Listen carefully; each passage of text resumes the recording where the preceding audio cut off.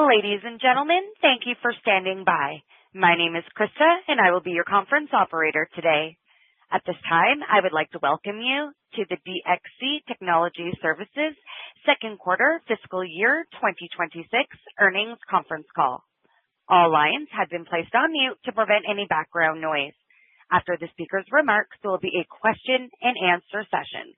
If you would like to ask a question at that time, simply press star followed by the number 1 on your telephone keypad.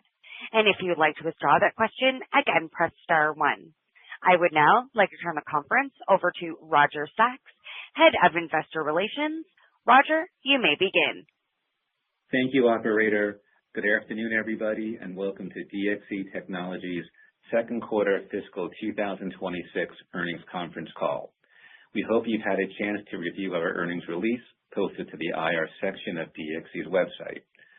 Speaking on today's call are Raul Fernandez, our President and CEO, and Rob Del Bene, our Chief Financial Officer. Here's today's agenda. First, Raul will update you on our strategic initiatives. Rob will then cover our quarterly financial performance, as well as provide thoughts on our third quarter and fiscal full year guidance. Raul and Rob will then take your questions. Please note, certain comments on today's call are forward-looking and subject to risks and uncertainties that could cause actual results to differ materially from those expressed on the call. Details of these risks and uncertainties are in our annual report on Form 10-K and other SEC filings. We do not commit to updating any forward-looking statements during today's call. Additionally, during the call, we will be discussing non-GAAP financial measures that we believe provide useful information to our investors. Reconciliations of the most comparable GAAP measures are included in the tables included in today's earnings release. And with that, let me turn the call over to Raul. Thank you, Roger. Our financial performance in the quarter was mixed. We were above our guidance in adjusted EBIT margin and non-GAAP diluted EPS and generated very strong second quarter free cash flow. However, I am disappointed in our performance in revenue and bookings, and we are laser focused on building a predictable and growing company with better execution and pipeline conversion in the quarters ahead. I believe the strategic and tactical game plan we have in place will position us to create value in the rapidly evolving AI global economy. We have a strong balance sheet and consistent free cash flow and have the flexibility to continue to make the necessary investments to execute on our AI strategy. In the quarter, we formalized a two-track approach to running our business: core track and fast track. Our core track represents our existing business, where we are working to bring our portfolio of offerings to their full potential in the market. For an example on how we plan to energize our core business, let's take SAP. We have a 15,000-person strong SAP practice and ranked number 3 among all system integrators for certified SAP Business AI consultants. Our business needs to convert this strong capability into strong revenue growth. We now have a structured plan to scale our SAP business over the coming quarters. We expect this will double our SAP revenue over the next 3 years. Fast Track represents our new AI native or highly AI infused solutions that we have been building and piloting with a combination of our existing team and the new group of experienced leaders we have brought into the company in the last 20 months. Fast Track solutions have a goal to be 10% of our business within 36 months. These AI-based SaaS solutions are highly replicable and built on proprietary methodologies, models, and frameworks that create defensible competitive moats. And the best part is that clients can expect to see measurable results in weeks and months rather than quarters and years. Each product has a growth target and a net margin goal higher than our existing core portfolio baseline. We are targeting our first set of products for large and growing markets. Let me give you a few examples of our Fast Track products. Within financial services, we are leveraging our strong legacy. Decades ago, one of DXC's predecessor companies developed Hogan, the preeminent core banking platform used by some of the largest financial institutions in the world, supporting $5 trillion of deposits and facilitating $2.5+ trillion in daily transactions. To enhance and modernize this essential banking platform, we are developing a new offering, DXC Core Ignite, We are redefining how banks unlock value from their core infrastructure by turning existing deposits and payment systems into cloud-native API-driven services that power new revenue streams. DXC Core Ignite converts cost centers into growth engines, empowering banks to launch innovative, monetizable services at speed and scale without ever disrupting the core. Recognizing the untapped potential of Hogan, we identified the opportunity to transform it from a legacy core into a growth platform solving for challenges of interoperability. We recruited a new entrepreneurial team and are standing up a dedicated group to bring this vision to life. Our recently announced partnership with Splitit builds on that same fast-track strategy. With this partnership, we would enable banks to unlock their most valuable asset, their existing customer relationships, into a powerful competitive advantage. By offering buy now, pay later directly from customers' existing accounts, banks can meet the growing demand for flexible payments without introducing new friction. This approach strengthens trust, deepens engagement, and keeps consumers within the bank's ecosystem. At the same time, it unlocks entirely new streams of transaction and interchange revenue, turning a defensive necessity into a strategic growth opportunity. Now turning to another product in development called Oasis, which is part of our GIS managed services transformation. Oasis is a unified AI-powered orchestration platform that enhances our clients' current technology ecosystems. It embodies our human plus AI approach, combining advanced automation with expert oversight to deliver complete IT estate visibility and better outcomes for customers. This positions GIS competitively as enterprises increasingly seek proven AI capabilities in their managed services partnerships while creating new revenue opportunities for us. Lastly, since we paused our strategic option process for our insurance business about a year ago, we continue to create a more valuable business by growing our SaaS portfolio from 30 to 45 products. We have execution plans in place to double our SaaS revenue in each of the next 2 years. These are 3 of our many fast-track pilots that are in the works. Fast Track is a prime example of bringing exponential outcomes to our clients, and we are bringing this to life in our newly launched Exponential branding and framework. Exponential is a new AI framework that helps DXC clients move from pilots to real business impacts with confidence. It blends governance, automation, and human expertise to deliver measurable results fast. Early client successes show how Exponential is helping organizations not just operate faster, but unlock new capacity, reduce manual effort, and improve decision-making. As we integrate this framework across DXC, we're strengthening our position as a trusted AI transformation partner, helping customers turn AI potential into tangible productivity and growth. We are also showing up differently in the market, and it's getting noticed. Our engagement with the analyst and advisor community continues to deepen, and we are seeing a shift in how our capabilities and impact are being recognized. As a result, we were recently named as a leader in ISG's Provider Lens ServiceNow Ecosystem Partner Study, IDC's MarketScape in Industrial IoT End-to-End Engineering, and in Everest Group's Custom Application Development Service PEAK Matrix.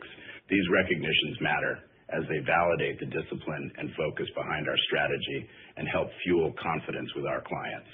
With our rebuilt foundation and full-stack expertise, we are reorienting ourselves around innovation and proactive solutioning. This signals to the market that we're more than steady operators of tech estates. We are better positioning ourselves as an enterprise technology and innovation partner that helps clients run more efficiently, modernizes their systems, and harnesses the power of AI to drive outcomes through services, software, and solutions. We're encouraged by our expanding pipeline, which includes several large deals with clear line of sight to close in the coming months. As a result, we're confident our book-to-bill will move back above 1 in the second half of the fiscal year. With that momentum, we have an incredible opportunity to work across our offerings, markets, and teams to solve customer problems and show up as one DXC. And finally, as Client Zero, we are using existing and emerging AI across all corporate functions. In our legal department, we are using tools such as GCAI, Harvey, and Legora for legal research, drafting, and document comparison. This enables our attorneys to automate first-pass reviews, rapidly assess risks against our playbooks, and generate high-quality drafts. Our sales and marketing teams deploy AI across the full content lifecycle. Agentforce automates CRM workflows and enriches email marketing with real-time firmographic data. Lupio accelerates proposal generation. Midjourney generates presentation-ready graphics. Video generation platforms, VO3, Runway, and XLT help us to create compelling video content. And voice and video synthesis tools, 11 Labs, and Notebook LM produce training materials and distill complex messaging. This integrated AI toolkit accelerates content production by 10 times while elevating quality and enabling sales professionals to focus on high-value customer relationships. Our finance teams are using agentic AI, such as AI Foundry, UiPath Robot, and Copilot, to transform our back-office activities by automating manual and repetitive processes. And as an example of how AI will impact every job, including the CEO, this script was written by Raul Fernandez, but delivered by my custom AI-generated voice model.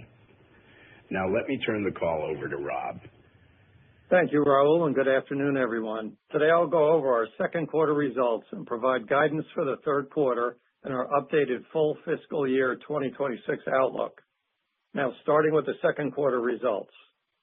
Total revenue is $3.2 billion, declining 4.2% year to year on an organic basis within our guidance range and consistent with the past several quarters. Bookings grew approximately 2% year to year for a book-to-bill ratio of 0.85, which brings our trailing 12-month book-to-bill ratio to 1.08, a modest improvement from last quarter. This marks the third consecutive quarter with our trailing 12-month book-to-bill ratio above 1, positioning us for improved revenue performance entering fiscal 27. While we didn't get to the booking levels we anticipated for the second quarter, we continue to have a strong pipeline and anticipate a third quarter book-to-bill ratio greater than 1. Our confidence is grounded by the most robust list of new large opportunities in recent history. This is a reflection of the building of our go-to-market capabilities and newly developed AI-based solutions across all of our segments. Adjusted EBIT margin was 8%, coming in above the high end of our guidance range, reflecting disciplined cost management across the company, particularly within our GIS segment and corporate functions. On a year-to-year basis, adjusted EBIT margin declined 60 basis points, primarily reflecting continued productivity savings to offset top-line pressure, higher investment levels to support future revenue growth, and lastly, a one-time legal settlement that benefited the prior year's second quarter results. The impact of the increased investment levels is visible in our insurance and CES segment margins. In our insurance business, we have been investing in our cloud-based software platform, building AI-based smart applications to deliver enhanced value and productivity to our clients. In CES, we are strengthening our advisory capabilities and developing asset-based AI solutions, which are included in the fast-tracked initiatives that Raul described earlier. Non-GAAP EPS was 84 cents, above the guidance range, consistent with our adjusted EBIT results, down from 93 cents in the second quarter of last year, largely driven by lower adjusted EBIT and higher taxes, partially offset by lower net interest expense and our share count. And now turning to our segment results. CES, which represents 40% of total revenue, declined 3.4% year over year on an organic basis. This reflects ongoing pressure in discretionary custom application projects, which continues to impact the industry. Bookings for CES declined modestly year to year with a book-to-bill of 0.92. While bookings moderated from the prior 3 quarters of strong performance, the trailing 12-month book-to-bill is 1.15, which we expect to lead to improved revenue performance in the latter part of this year and into fiscal 2027. GIS, which represents 50% of total revenue, declined 6.3% year-to-year organically, which is in line with our full-year expectation. Bookings for GIS grew modestly year-to-year with a book-to-bill of 0.82, reflecting longer closing cycles on several large deals we expect to close in the coming quarters. The trailing 12-month book-to-bill remained at approximately 1.1. To help drive our long-term performance, we're building our AI-powered orchestration platform and plan to begin pilot deployments with select customers over the next few months. We expect to introduce the Oasis platform to the broader marketplace in the first half of calendar 2026. We are also enhancing our GIS offering portfolio with AI-enabled solutions targeting growth segments of the IT services market, and we're beginning to see the project pipeline build around these new solutions that we expect to convert and expand over time. Insurance, which represents 10% of total revenue, grew 3.6% year-to-year organically, largely due to growth in software and volume-based increases in existing accounts. We continue to expect this business to grow at mid-single-digit rates for the year. Now, turning to our cash flow and balance sheet. During the quarter, we generated $240 million of free cash flow, up from $48 million last year. This increase in the quarter was largely driven by improved working capital and lower cash taxes. This brings our first half free cash flow to $337 million, an increase of $244 million year-to-year. The second quarter results include an increase in software payments, which we had anticipated. As a result of those payments, capital expenditures as a percentage of revenue returned to more recent levels at 5.3%. We also continue to minimize new capital lease originations, recording $6 million this quarter. Over the last 6 quarters, we paid down more than $400 million of capital leases while limiting new capital lease originations to just $31 million.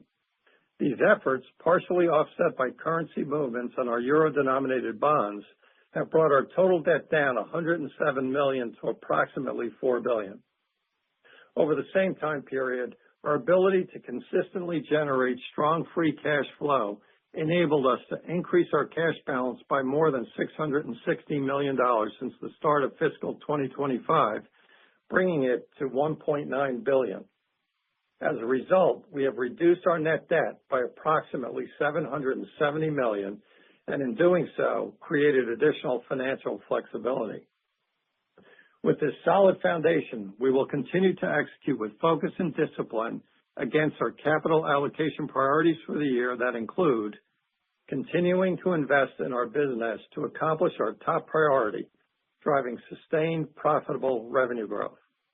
Further strengthening our balance sheet by minimizing new financial lease originations and maintaining our investment-grade debt levels by retiring a portion of our senior notes maturing in the next 12 months, and returning capital to shareholders. With our strong free cash flow, through the end of the second quarter, we've repurchased $125 million of shares, $50 million in Q1 and $75 million in Q2. In the third quarter, we intend to maintain the same quarterly pace of buyback as the first half of the year. As a reference point, at the end of the second quarter, $467 million remained under our board-authorized share repurchase program. Now, let me provide you with our full year 2026 guidance. We now expect total revenue of $12.67 billion to $12.81 billion, with the organic revenue year-to-year decline narrowed to 3.5% to 4.5% from the prior decline of 3.0% to 5.0%.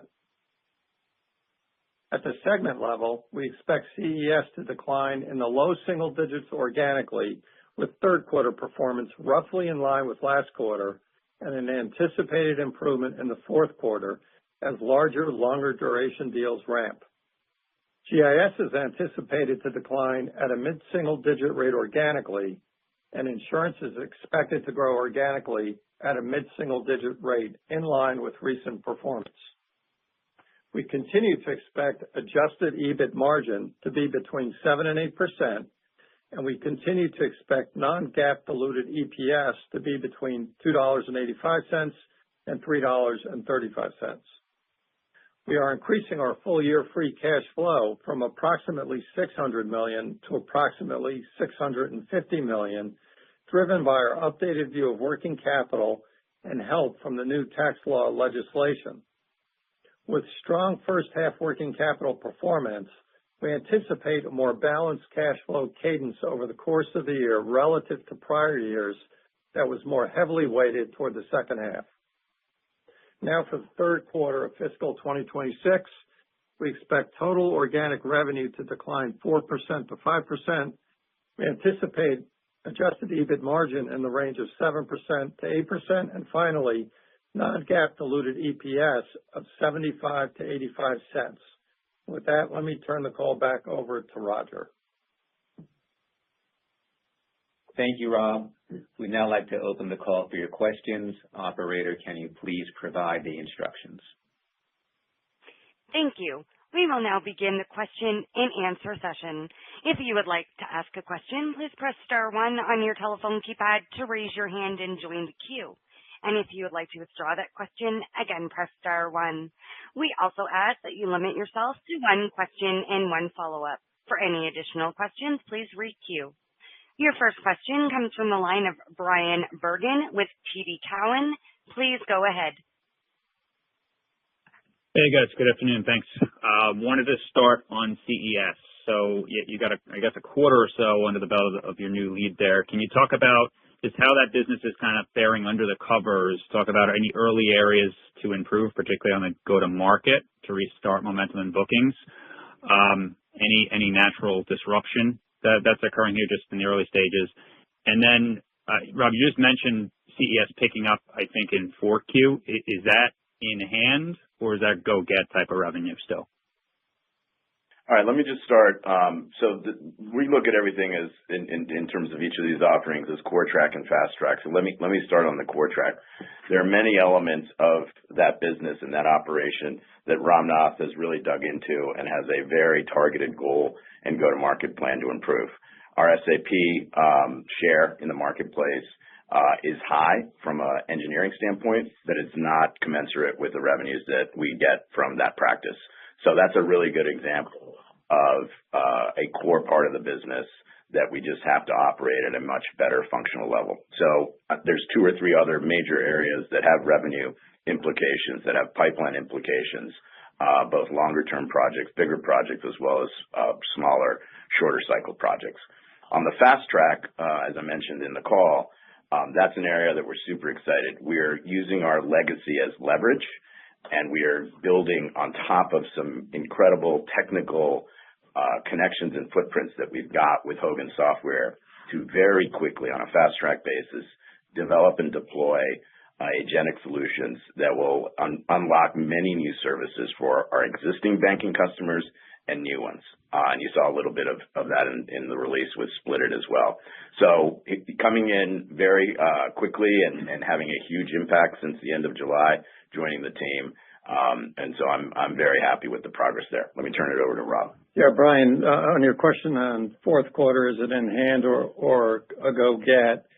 The dynamics of the business require bookings and revenue generation in quarter, and especially 2 quarters out. However, we do see, based on the bookings we've had over the last several quarters.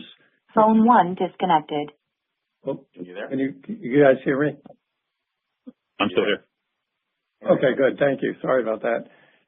So based on the strength of the bookings over the last several quarters, which is reflected in the trailing 12 months being 1.15 for CES, we have a solid base entering the fourth quarter and beyond into fiscal 27. So I describe it as, we have the base, we could see the improvement coming, but there's always more to go get. And we're looking to really strengthen the hand we have now with the third quarter for CES. We have a robust pipeline, so we expect to do well in the quarter, to continue the momentum. Let me say it that way. Okay. On the free cash flow, it was good to see that move higher within the guide. You mentioned a couple of primary sources, I think. As you consider those, are those lasting as you think about kind of free cash flow conversion, or somewhat transitory? Yeah, so the dynamic in the first half of the year was different than the dynamics for the last couple of years, in that last couple of years, working capital was a drain in the first half of the year and snapped back in the second half of the year, which generated most of our cash flow in the back half of the year. This year, we did a really good job, effective job on receivables in the second quarter. So if you will, we've managed to pull in some of the benefits we used to get later in the year. So we expect that to be maintained for the rest of the year. We do expect good performance in working capital, but we will not get the commensurate bump that we've got in the last few years. So that I describe as, it's sustainable. We're gonna keep that benefit. And then on cash taxes, similar. We expect full year cash taxes to be better. So that will also be sustained. And those were the two primary drivers. The third driver was capital expense. And so there, again, we expect to maintain a rate and pace that's similar to the first half of the year.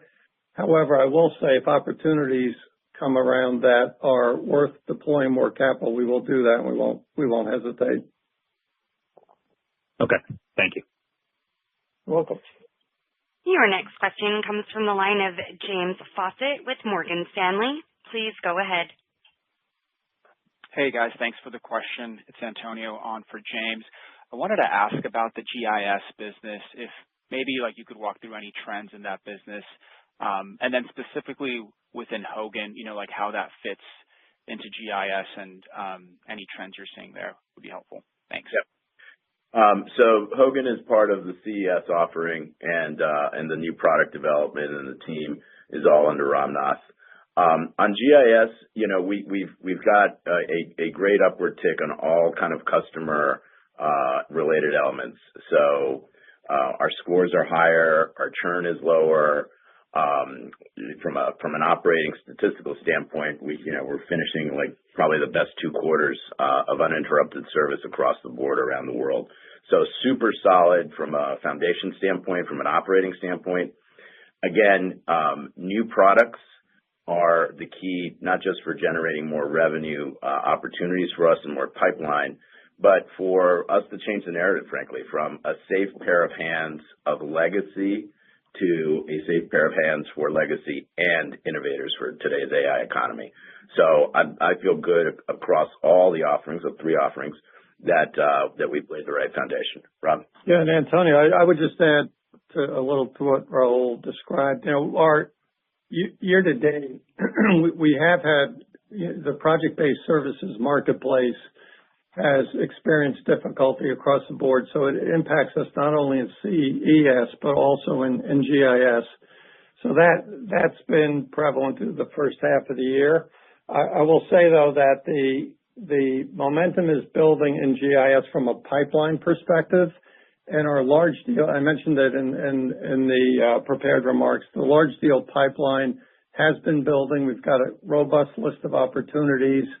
Those are longer term in nature, longer closing cycles, but we're seeing really good demand, both from a resale, new content and resale perspective, and new customer perspective. And the pipeline for the new offerings that the GIS team is bringing to market are also starting to gain traction. So we're seeing an uptick in that pipeline as well. So I think the future is looking brighter. We now have to convert the pipeline, obviously, and bring that home. Yep, that's helpful. And then as a follow-up, I wanted to ask about your investments within AI. What is the runway for that, and how far are you guys there? I think one of the most interesting things about this kind of technological wave that we're living through is that the total cost of ownership of creating ideas has dropped almost down to zero. And that's due to a bunch of factors. One, all these tools. But two, we're living in an era today of incredible cross-subsidies. So the compute power I use to generate my AI script, what I paid for versus what it cost is way off, right? If you use Sora, if you use any of these platforms, you are getting an unbelievable level of compute and rendering and creation at a fraction of what the real cost is. So we are very happy to be corporate consumers of many of these tools and to infuse them into our solutions. And so it's a very achievable and maintainable level of investment to keep us at the forefront. Rob?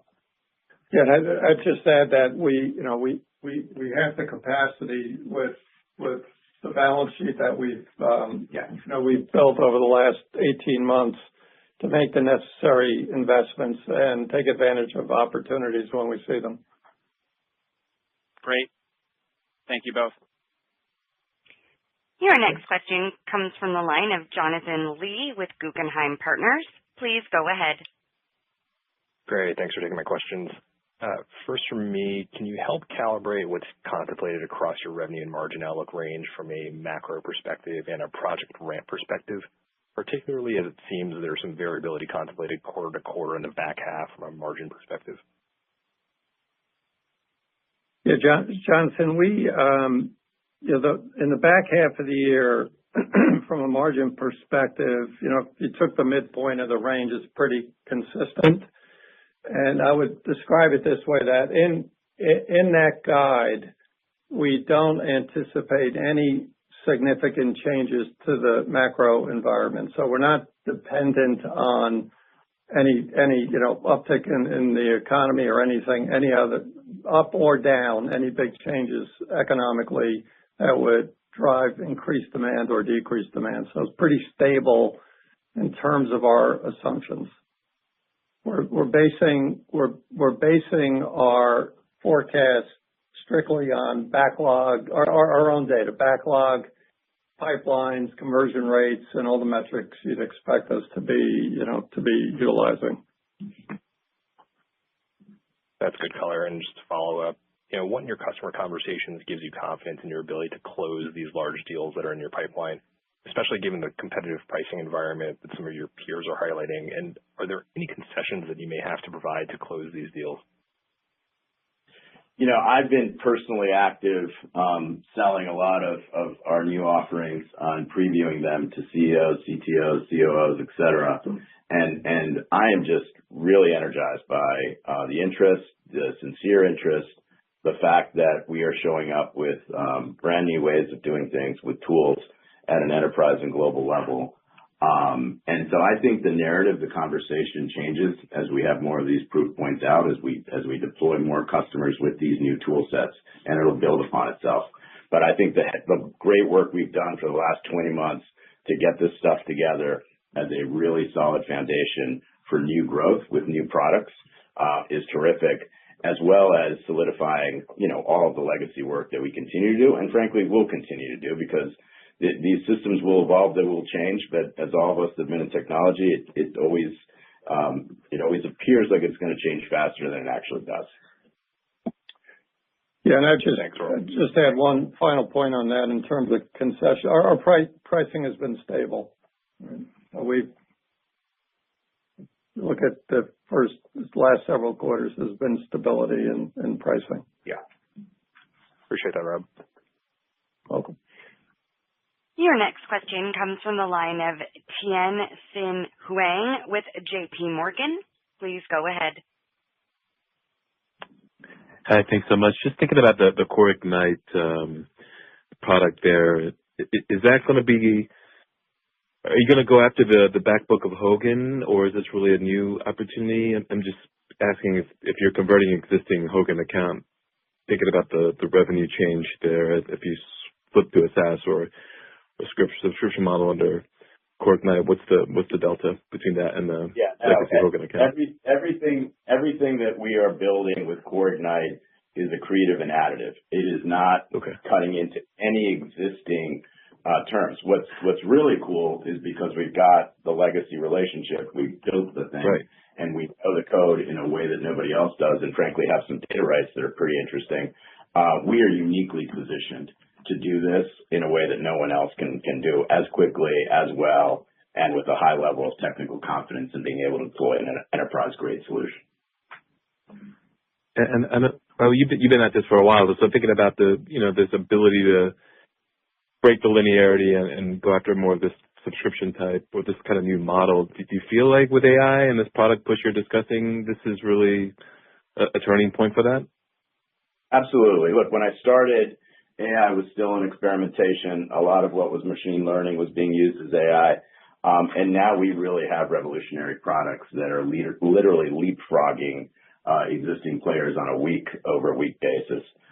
It's also going to create a new discussion with customers about how we charge and how we get paid. And it'll be much more value-based over time. It will not happen overnight, but we are very well positioned to be aggressive players in that value-based discussion, which is around, as you know, replicable solutions, whether it's full SaaS, ARR, or some replicable combination of software and services.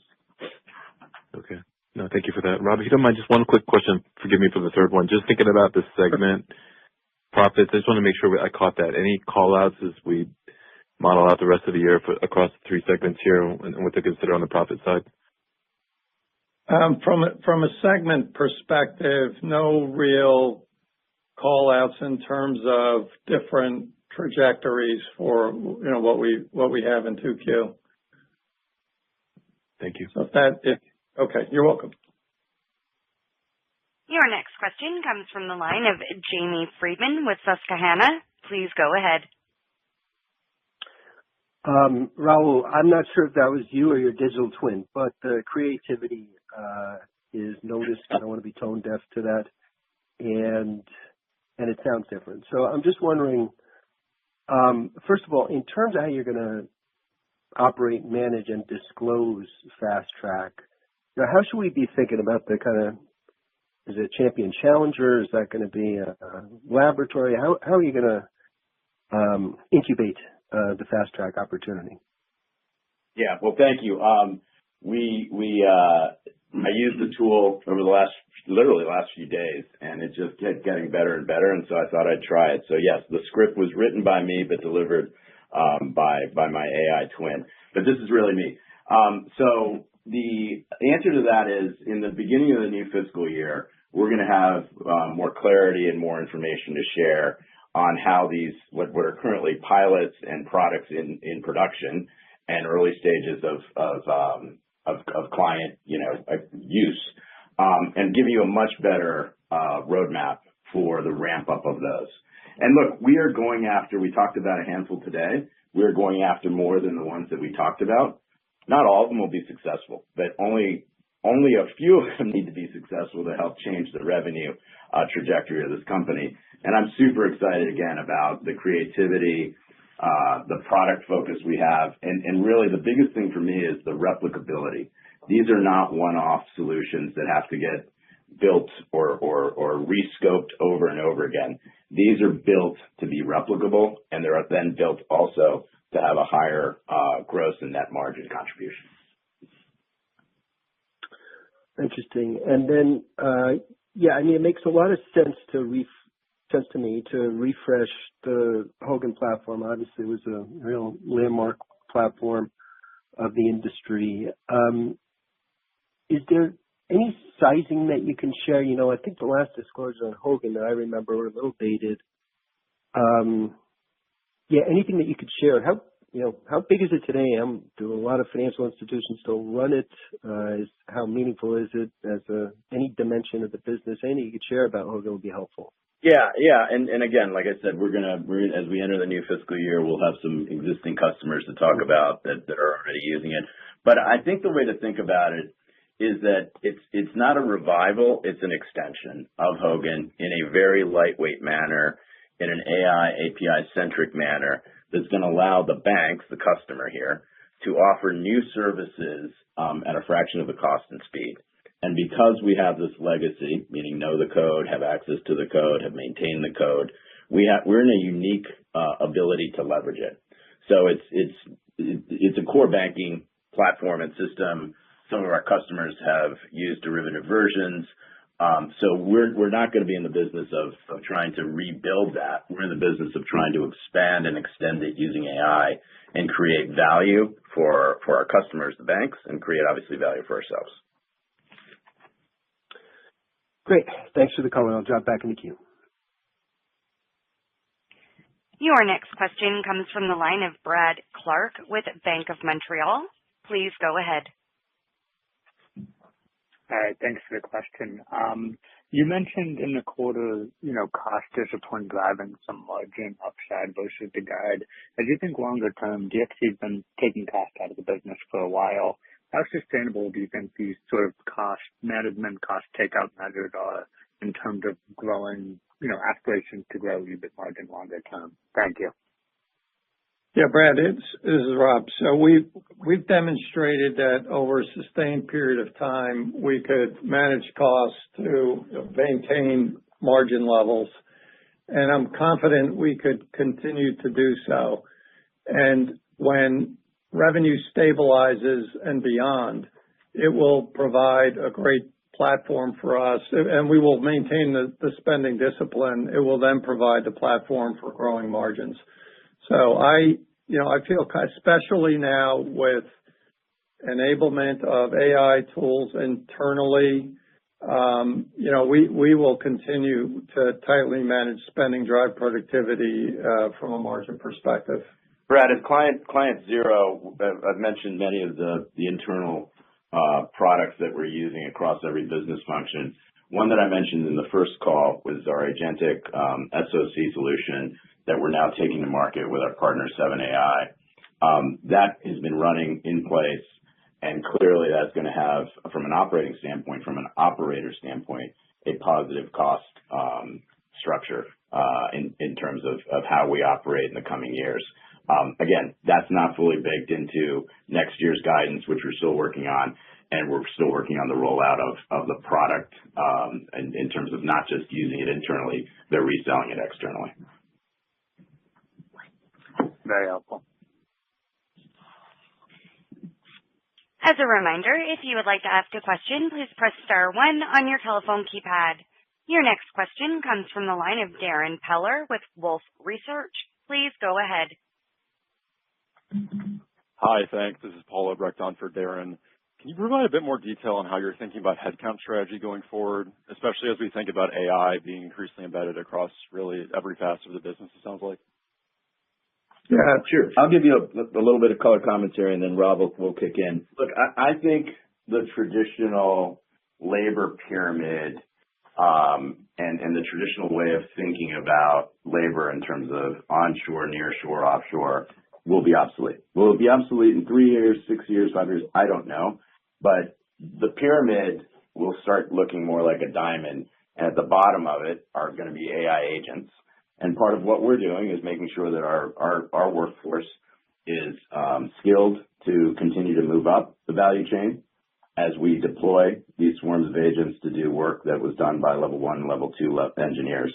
So it is an ongoing human capital discussion that we've got. It's a human capital investment that we're doing, but it's also one that's going to impact every company in the space. Yeah, and so, Paul, as that new model evolves, along the way, we'll continue to balance resources with our demand profile and delivery requirements while we continue to drive productivity throughout the overhead functions in the company. So we will maintain our normal management approach while the new model is evolving. Got it. That's helpful color. And then last quarter, you noted seeing your win rates increase. I think it was low to mid-single digits during the quarter across CES and GIS. Just curious, any updates there if you observed a similar trend this quarter?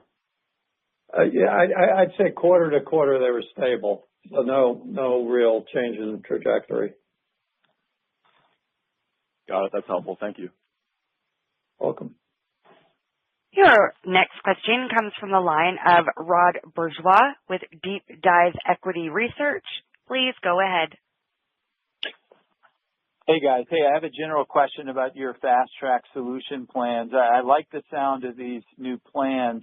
It sounds like you're moving past some of the blocking and tackling turnaround work, and you're now moving to improve positions in some key markets there. So on that note, I'd just like to ask if there's a certain milestone that you've reached that's now enabling you to better pursue these kind of fast track opportunities, whereas before those kind of new market approaches were seemingly somewhat on hold. So is the milestone that you have more room to invest, or more of a readiness with execution, or is it an AI opening the door factor? Can you just elaborate on what the pivot point is here? Thanks. The absolute number one, thank you. The absolute number one pivot point is new talent that has come in with the skill sets to do this. And that talent has gotten here, and we've been able to bring others that, we've all worked with in the past in different companies. And that is the absolute key to this transformation. That new talent came up with the opportunity. That new talent came up with the product framework. That new talent is building and deploying that as we speak. So that's the absolute key. And, finding the right people, getting them onboarded. As you said earlier, it's playing offense and playing defense. The defense is stabilizing our core business and operating in a more efficient, effective way as a professional services firm. And then the offense is going to market with these fast track products. Okay. All right. And then just to follow up to focus on the free cash flow from a different angle. If you produce $650 million in free cash flow this year, can you give us a sense of whether that creates a baseline for next year to grow on top of? Or given that you have some free cash flow benefits that you're reaping this year, is the $650 million more of a stable level to consider on a go-forward basis? Just I know you can't give guidance that far out, but a general idea on the trajectory and how this year's benefits will apply to next year. Thanks. Yes, sure, Rod. The way I describe it is this will be our third year in a row of producing free cash flow in that range. And I fully expect that to continue at this point, right? Without any major disruptions, I fully expect it to continue. All right. Thank you. You're welcome. And that concludes our question and answer session. I am now going to turn it back over to Raul for closing comments. Thank you so much. Before we sign off, we'd like to share a short video showcasing the AI capabilities I discussed earlier. It was created using AI tools at a fraction of the typical production cost. The video is available in the IR section of DXC's website, along with our other earnings material. Thanks, everyone, for joining us on the call today, and we look forward to speaking with you again next quarter.